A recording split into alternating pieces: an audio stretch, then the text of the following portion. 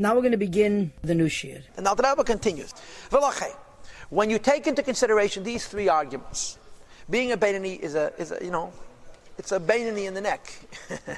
it's an endless war. But you're Mekayim a lav of a leisa sruda which tzaddikim don't have. It's a total misplacement of level, right? To think that you should be a madreges tzaddik. And the nachas ruach that Hashem gets from the Aveda of Beinani is even greater than the nachas ruach of Shvat tzaddik. And therefore, al yipa leivadam alav. A person should not allow his heart to fall on him. He should not allow his heart to be bittered at all. Gamam yikain kol yamav. Even if this is how he's going to live his whole life, in this battle. Because perhaps lekach nivra, this is why he was created. This is what Hashem wants of him. To ben klip all the time. I want to tell you something interesting. There were two Hasidim. One was actually much younger, and the other was much older. Rabbi Hillel Parachet and Rabbi Ezel Hamler. Rabbi Ezel Hamler was the Malten Rebbe's Chassid from what they used to call the Mittel Chassid. Malten Rebbe was a Rebbe for a long time. So we had older Chassidim, middle Chassidim, and younger Chassidim. The oldest Chassidim were, godly people almost. They were almost unbelievable. The youngest in the Alter Rebbe were also the Alter Rebbe's Chassidim, but they were people. Rabbi Ezel was from the Mittel Chassidim with Alter Rebbe. He was a Goan. He used to make a Siyum on Shas every year. He was a Gavaldik. Friedrich Rebbe calls him Harav, a Goan, or Amiti, Isha Ashkeles. Isha Ashkeles means Ish Asher Kol Boy. But the Isaac Hamler was not a tzaddik, he was a Beinani until the day he passed away. He lived a long time. Could be he lived past 90. He passed away in Tafresh Yud Zayin. This is about 9 years before the Tzemach Tzedek, and he was probably 15 years older than the Tzemach Tzedek, maybe more. So he probably lived close to 90, I don't know, but he lived a very long life, Abaisel. And the Alter Rebbe once said to him, come with me to the mikveh and I'll lift you up to Madreges Tzaddik. I'll lift you up. So Rabbi Ezel says, I want to work myself. Later in life, he regretted it. He regretted how come he didn't take on the Alter Rebbe's proposal. And as an old man, he was still a Beinani. So Chassidim did say that when Rabbi Isaac was old, and as the expression is, his body wouldn't listen to his will. Rabbi Isaac was an unbelievable chassid. He once traveled from Hamel to Lubavitch. He was in his 70s. An old man, yeah. And those days traveling was not like today. It wasn't an airplane, it was a wagon. And he slept for weeks on bumpy roads that didn't have shock absorbers. You know what I'm saying? When you went over a bump, you felt it. He arrived in Lubavitch at night, and he went to see the Rebbe, and then he went to his dirit, to his chsanya. The Tzaddik called in a few younger light. He said, "Geit zet was tut dem Zeiten za soldat." Go see what is my grandfather's soldier doing. An old chassid just traveled for weeks in a wagon on these bumpy, rickety roads. They walk into his achsanya, and he stood a whole night learning Nigla. That's given a Beisel. But when he was too old and his body wouldn't cooperate, so he always verbringt. And effective Zidlin, he used to curse himself. He used to put himself down and call himself all the names that you have in Tanya Perikov Test, with such vitriol, with such anger. It was difficult to listen to. Because my interpretation of the story is, since he had a Yetzer Hara, he had what to break. Rabbi Hillel was much younger than Rabbi Ezel. Rabbi Hillel was born after Rabbi Ezel was already a chassid, you understand? He was a middle Rebbe's chassid, but Rabbi Hillel was a tzaddik. It's a whole different issue. Rabbi Hillel was a rich chassid. Rabbi Ezel was a soldier.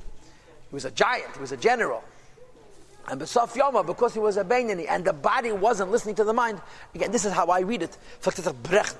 He says, perhaps for this he was created. This is your job. To break which is Pshat in the Gemara, which we had on the first page of Tanya. And then it was repeated again in chapter 13. Hashem creates tzaddikim and reshayim. When it says Hashem created the Rishayim, it doesn't mean taka bad people, God forbid, because they have free will. They are touched, and it reaches them things that happen to the Rishayim as well. What is that? In their thought, and in their hira also means thought. Levad alone, bad thoughts pop into their heads. If they would perpetuate those bad thoughts, they'd be a Russia. But they're not Rishayim because they're going to constantly fight to clear their minds from these bad thoughts. To bend the klipa,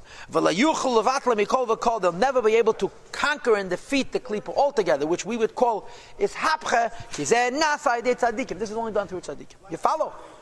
Zog the Alter Rebbe, I want you to know, you should never view a Beinani as an unfinished tzaddik. A tzaddik is a finished tzaddik. Yeah, tzaddik v'rali is a finished tzaddik v'rali. A benini is a finished benini. Because ushnei mini nachas ruach lefanav yisbarach l'mayla. Two distinct types of pleasures exist on high by the Eibishter. Aleph, number one. Breaking klipa altogether. Ve'ishapcha, and transforming from bitterness to sweetness, and mechashechel and a hate of darkness to light. This is a madrig of tzaddikim. And you're not a tzaddik. V'hashenis, and the second type is kad eskafia seterachar. One bends klipa. That it's be'eda, betokfo, ugvorasa, it's still in all of its might and all of its power. Umakbiya atzma kanesha. And it creates this artificial pretense, like I explained to you yesterday, Shir. The klipa is nothing. It's nothing. Except for a power of suggestion. Klipa comes along and says, look what a taiva I am. What a desire. What a temptation. And you say, wow, unbelievable. How could I not partake? The klipa is not real. The only reality of the klipa is the power of suggestion. If you believe it, you created the reality of the klipa. If you don't believe it, you discover that it's nothing. When a person wins his Yetzer Hara, you're never going to say, wow, I defeated my Yetzer Hara. It was no big deal. When a person loses the Yetzer Hara, I couldn't help myself. But the klipa is only making suggestions. It's making advertisements. It lifts, it soars like an eagle. It says, look how beautiful, look how tempting, look how unbelievably attractive I am. When you believe it, you create the reality of the klipa, like the Rebbe says in Tanya chapter 29.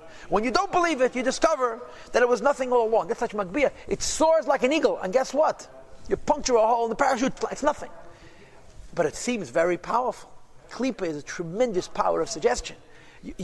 You're inclined to think, wow, this is unbelievably difficult for me to overcome. You know, it's like, they said, it's kikaira, it's kahar, like a mountain, or like a huge beam, rather than being a kissim, a spindle, a toothpick, and a molehill, a little tiny. When you lose to the Yetzer Hara, you think it's a huge deal. You know what Amanda Futafas used to say about a guy who goes to sleep, and a fly is flying around his nose. You've had that experience. Shabbos afternoon, or the year it is. For half an hour you lay in bed, and the fly drives you absolutely insane. So you forget it, you get up. No one ever says, oh, there was a fly, it didn't let me sleep. It's always, I wasn't interested in sleeping. I'm not tired anyway. Why? A fly. You're going to say a fly got you out of bed? Do me a favor. You understand? Klipa is makbiyah. It creates an artificial sense of largesse, of being gigantic. And Hashem makes the klipa vanish. How? Through the fight of the Beinani. That if and when the Beinani bends himself, by not giving into his bad thoughts, he breaks himself, and the Eibishter breaks the klipa, and he discovers that he was fighting with nothing at all. Says the Rebbe, and this idea that a Beinani is not a half a tzaddik, but the two distinct pleasures that Hashem gets, the pleasure of his hapcha through tzaddikim, and the pleasure of his kafir through Beinyanim, is represented by a pasuk and a zayir, I believe. The pasuk says that Yitzchak says to Yaakov Avinu, "Vaseli matabam kasher ahavti." I'm sorry, Yitzchak says to Esav Arasha, go make for me tasty foods, mat'amim. And of course the Gemara says, Yitzchak ate 2 goats a day. And the Gemara answers, Rashi brings it in Chumash, that it was Pesach, and Yitzchak wanted to eat the Korban Pesach and the Korban Chagiga. But the Zayir also asks the question, Yitzchak goes on the Eibishter, and Esav goes on Knesset Yisrael. And Hashem says to Yid, I need 2 types of food. What, I need to have fish and chicken, what? Or whatever it is, chopped liver and chicken. What is the Eibishter's 2 types of food? Lo Sherab in plural, says the Zayar, says the Rebbe based on the Zayar, Shnei Mini Nachas Ruach. Hashem has 2 types of food. Vehi, and this Vuhu, and this is Ma'im Ashchina. It's a statement of Poyachal, the Eibishter, Lebanet, to her sons, Klal Yisrael, the Jewish people as a whole, Kutapishu, but the Kunim, and it says in the Zayar. Just like in physical foods, Derech Moshe by way of example.